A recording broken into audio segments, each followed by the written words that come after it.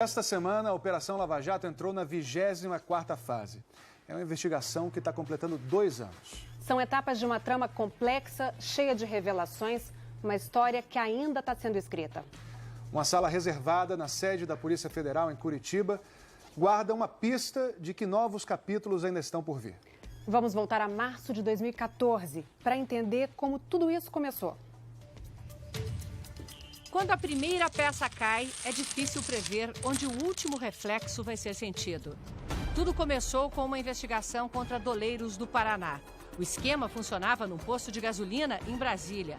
Lá se lavava de tudo: lavanderia de roupas, um lava-jato de carros e uma casa de câmbio especializada em lavar dinheiro sujo. O doleiro por trás do esquema era conhecido da polícia desde a adolescência, quando trazia contrabando do Paraguai. Alberto Youssef já havia sido preso antes por lavagem de dinheiro. Na época, contou o que sabia, mas foi solto e voltou com uma operação ainda mais sofisticada. Criou empresas de fachada para intermediar propinas entre empresários. O que transformou a Lava Jato foi um detalhe. O carro usado pelo ex-diretor de abastecimento da Petrobras, Paulo Roberto Costa, e registrado em nome dele, tinha como endereço um apartamento de Alberto Youssef.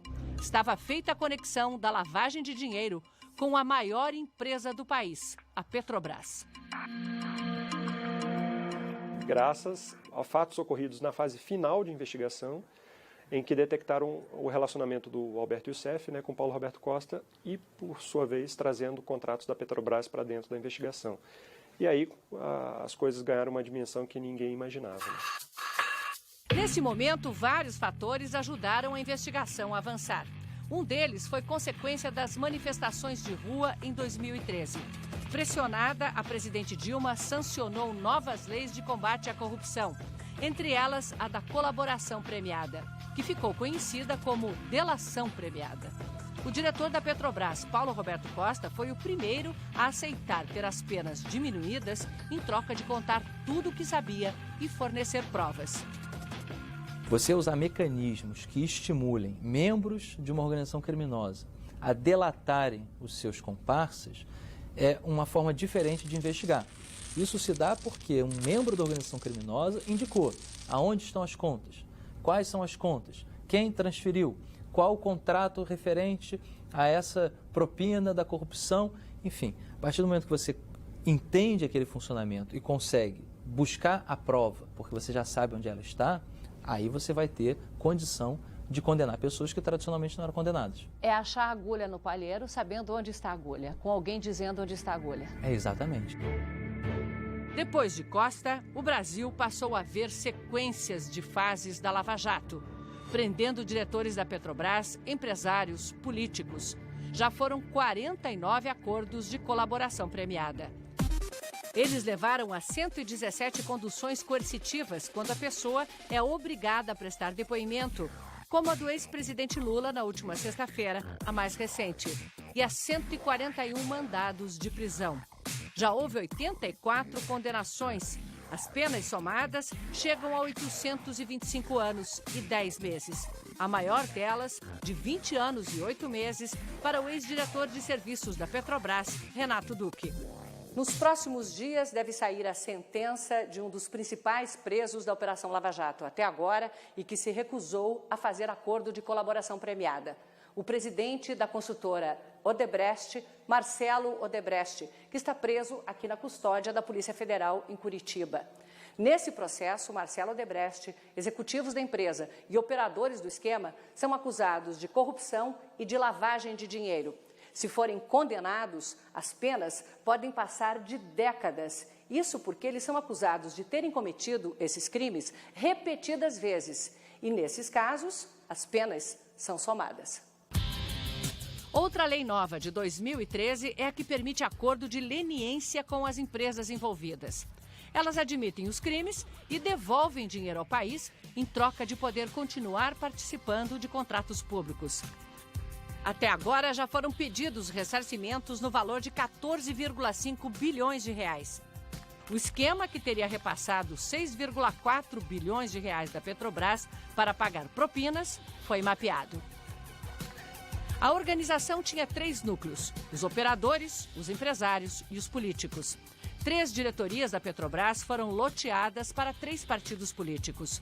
E os diretores da empresa repassavam parte do valor dos contratos para os partidos. Operadores como o doleiro Youssef e lobistas como Fernando Baiano movimentavam o dinheiro. O núcleo empresarial era formado pelos executivos das 9 principais empreiteiras do Brasil. Entre eles, Marcelo Odebrecht, presidente da Odebrecht, Ricardo Pessoa, da UTC, Dalton Avancini, presidente da Camargo Correia, Léo Pinheiro, da OAS e Otávio Azevedo, da Andrade Gutierrez. Os políticos implicados até agora na Lava Jato são ministros e ex-ministros, senadores e deputados, inclusive os presidentes da Câmara e do Senado, governadores e ex-governadores. E na última semana, como investigado, o ex-presidente Luiz Inácio Lula da Silva. A Lava Jato trabalha como força-tarefa, formada por 70 pessoas do Ministério Público, Receita e Polícia Federais. Na Polícia Federal de Curitiba, a equipe da Lava Jato trabalha numa área de segurança separada do dia a dia da delegacia. Aqui ainda estão guardados em malotes todos os documentos e arquivos eletrônicos apreendidos na mais recente fase da operação, a 24ª. Na sexta-feira, foram feitas buscas em endereços ligados ao ex-presidente Lula e a seus familiares. O material começa a ser periciado e analisado amanhã, assim como tudo que foi encontrado num galpão em São Bernardo do Campo, em São Paulo. Lá estão bens do ex-presidente Lula trazidos de Brasília ao final do mandato. Segundo a polícia, a despesa de armazenagem era paga até poucas semanas atrás pela construtora OAS. Como não se conseguiu identificar especificamente o que são esses itens, o depósito foi lacrado, ele permanece lacrado e a partir já da segunda-feira, uma equipe vai ao depósito, vai abri-lo e vai catalogar um por um desses itens. Para esta sala, os investigadores trazem as cópias das provas recolhidas até agora, quando precisam fazer consultas. Essas provas ficam nas prateleiras, numeradas de acordo com a fase em que foram recolhidas. Mas já tem numeração até 31, quer dizer que vai longe. Vai longe. Tem mais estantes também, se for necessário.